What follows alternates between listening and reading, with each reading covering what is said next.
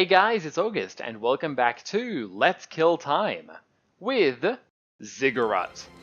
So this is the game that I picked up on a Humble Bundle a while back, and it's a really fun first-person shooter, cross-arena shooter style of game. The idea is that you're a wizard and you're trying to get through the Ziggurat, and if you manage to succeed, you get to join this exclusive wizard club. And if not, then you die. So hopefully we get through. But yeah, you have to go through the Ziggurat. It locks you into the rooms, you fight the enemies, you can find loot and experience and better weapons. And yeah, all in all, it's really fun. I've played it maybe about 4 times. After that, I kind of stopped and was like, you know what, I'm going to do my Let's Kill Time before I play any more of it. And I have been there once, so I did get to join the club once. And thanks to that, I unlocked a bunch of new stuff to add to the game, although since I'm still early on, I bet there's lots I haven't seen yet. But yeah, I'm ready to give this a shot, so let's dive right in and see if we can get through the Ziggurat. We have a couple of characters here. We have Argo, Karina, and Simon. Argo is who you start with. He's pretty simple. Karina, I think, is exactly the same as Argo, just to check. And then Simon here, he's a true master of the 3 main magic disciplines, but he is very fragile health. And you have a bunch of other people too. Like I said, I'm still very early on, but I kind of feel like doing a video of this now. So yeah, let's dive right in and see if we can make it through the Ziggurat. We are in the Halls of Despair, floor 1. Alright, so, movement and combat in this game is very reminiscent of the old style shooters like Doom and Duke Nukem. It's very fast, you have a lot of movement, although my FPS is unfortunately kind of low at the moment. And yeah, you have a lot of different weapons you can use too. This wand is very, very weak, but it has infinite energy, as you can see at the bottom right. So no matter what, we will always have this with us. And the right click does this little shotgun thing, which is actually pretty good. Now there are 3 other different weapon types you can get in the game. We got this fire grenade here, and this is an orange weapon. Orange weapons are usually reserved for things that are quite slow but powerful. So for example, grenades, rocket launchers, that sort of stuff. You know, the most magic of weaponry. Oh god! Well. Oh, he came back.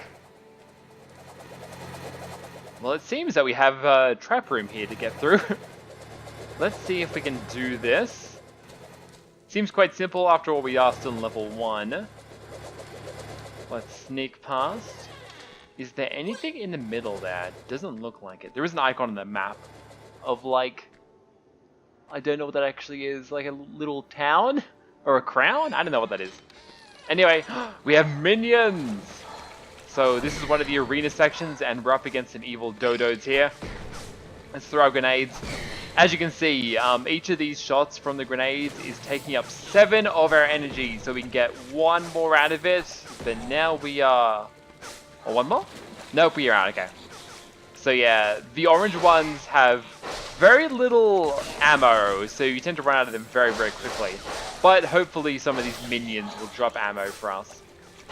Speaking of drops, we have these crystals here, and these crystals are experience. Something, oh, we got a green one.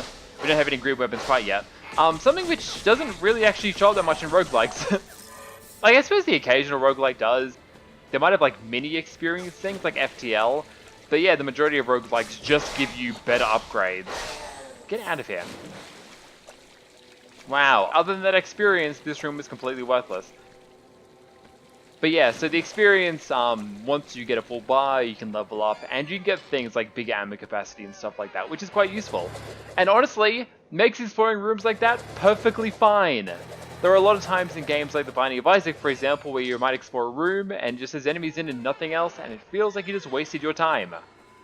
But in a room like that, we didn't really get much, but we did get experience, which is always nice. Hi, you flying bird. And it looks like we're almost going to get our first level up. Something cool about the experience too is that it means you can kind of specialize in any particular category that you like. So for example, if you want to focus on your orange weapons, you can just get stuck on the wall. You can just kind of get the upgrade to give you more orange damage or more orange ammo, which is quite nice.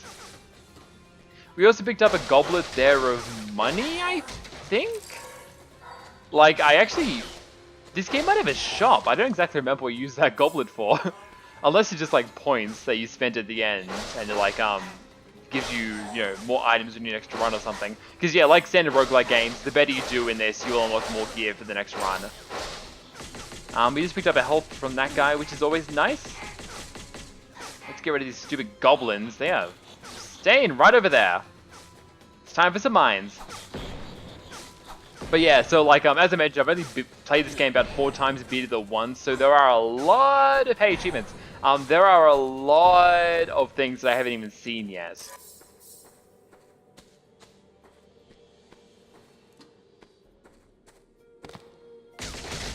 Before I did this video, I did a small test recording, and I got one room, killed a guy, died, and it still gave me something for the next run, which is cool. Like it was a new upgrade, I think. And speaking of, let's see what we get. We get Vigilant, recover a small amount of mana at the beginning of each battle. That is basically your ammo, so that would be nice. And Endure, when hit you are invulnerable for a short period of time. Ooh, that sounds like it could be really useful. Like in more invincibility frames or more ammo for each room. I'm gonna go with Vigilant, I think. Just because if I get through a room and like only use one ammo type, then my other 2 ammo types are going to have like more uses for the next one. So I can see that really adding up over time.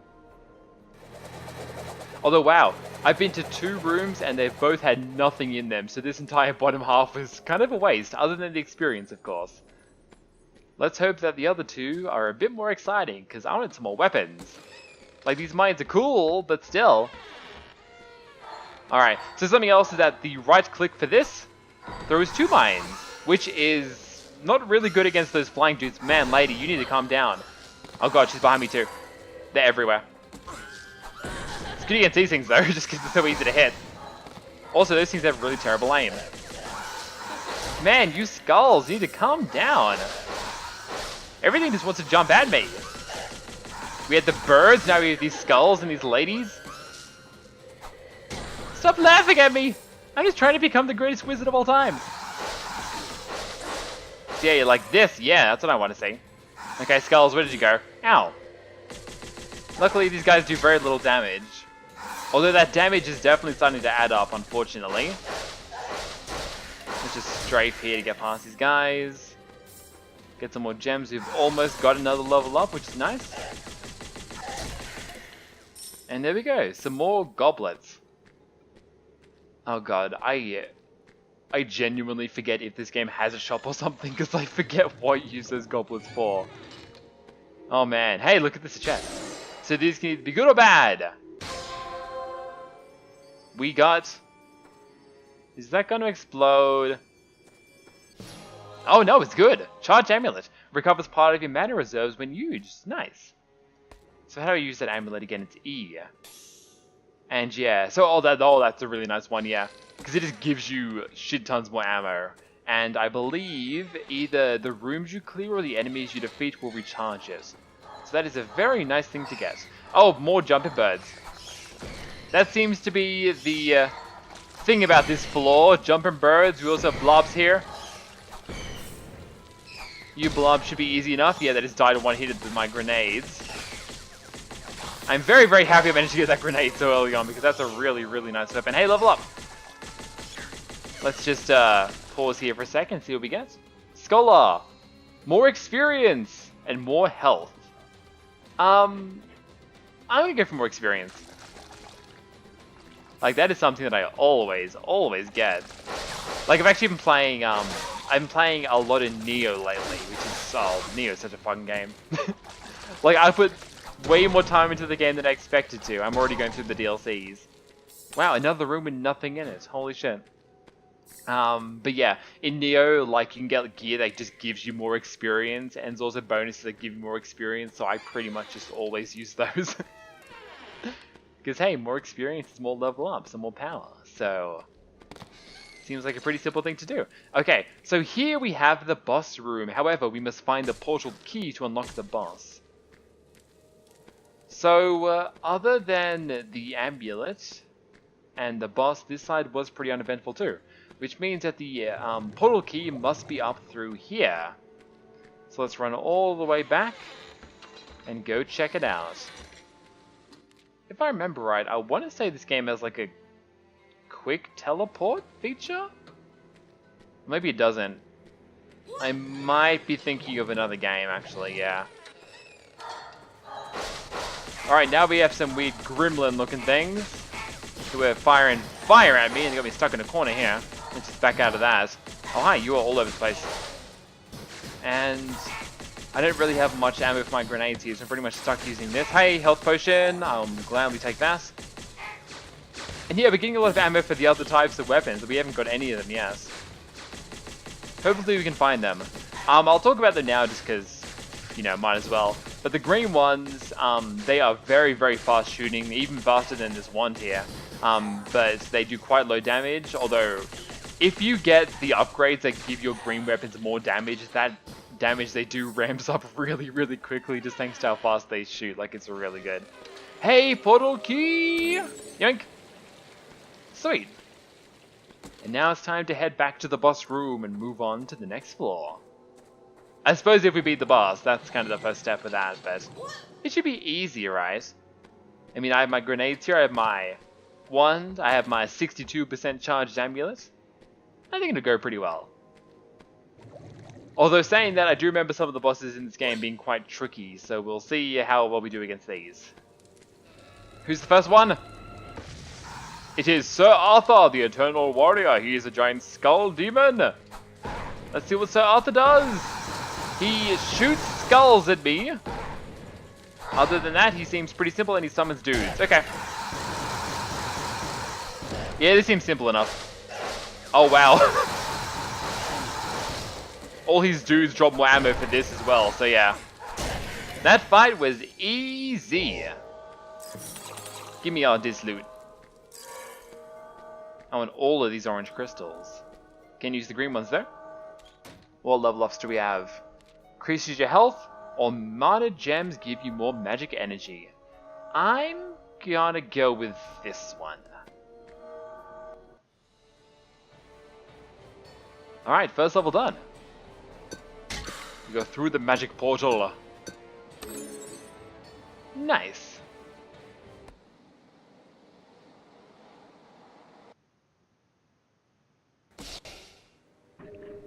The Emberstone Quarry, Floor 2. Ah, here we go. Alright, we have the Scarab Beetle Staff. This is one of the green weapons, so as I mentioned, these things fire very, very quickly, but they do fairly low damage. Although this thing looks like it might be really useful, because those just bounce around all over the place. And the right click just fires some more of them. Simple enough. Let's give this thing a shot in this room against... Who we got? More slimes!